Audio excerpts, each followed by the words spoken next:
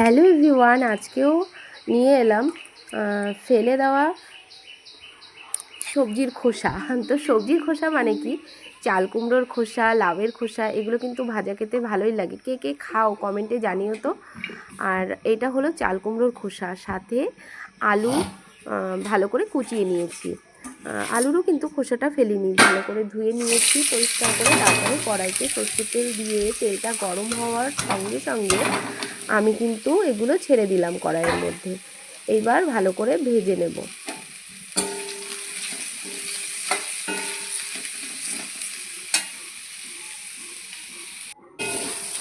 এই দেখো অনেকটা ভাজা হয়ে এসেছে প্রায়। আর আমি এর মধ্যে দিয়েছি কাঁচা লঙ্কা।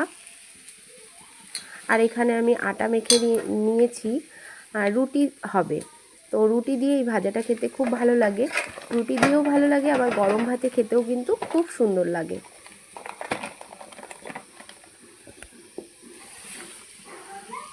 আর এইদিকে দেখো আমার ভাজা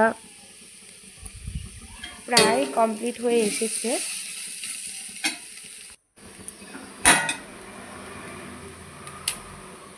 আর এর মধ্যে আমি কিন্তু একটু রাঁধুনি দিয়ে দিচ্ছি।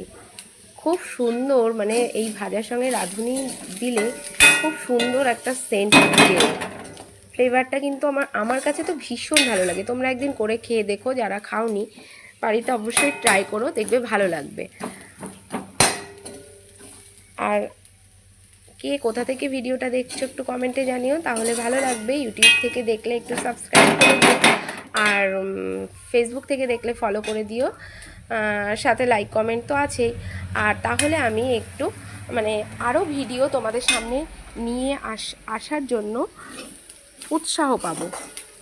তো যাই হোক, সবাইকে অনেক মন থেকে ভালোবাসা রইল, আর সঙ্গে শুভকামনা রইল। সবাই অনেক ভালো থেকো, সুস্থ থেকো, সাবধানে থেকো। আর আমার কিন্তু রান্নাটা হয়ে গেছে, আমি এই যে দেখো নামিয়ে নিচ্ছি।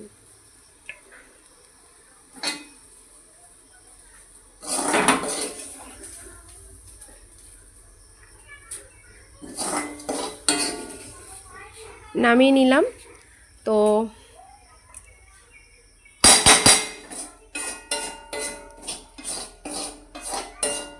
টাটা বন্ধুরা, গরমে সবাই অনেক অনেক করে জল খেও, সাবধানে থেকো।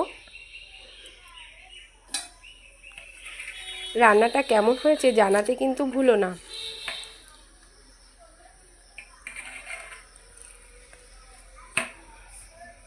Bye bye.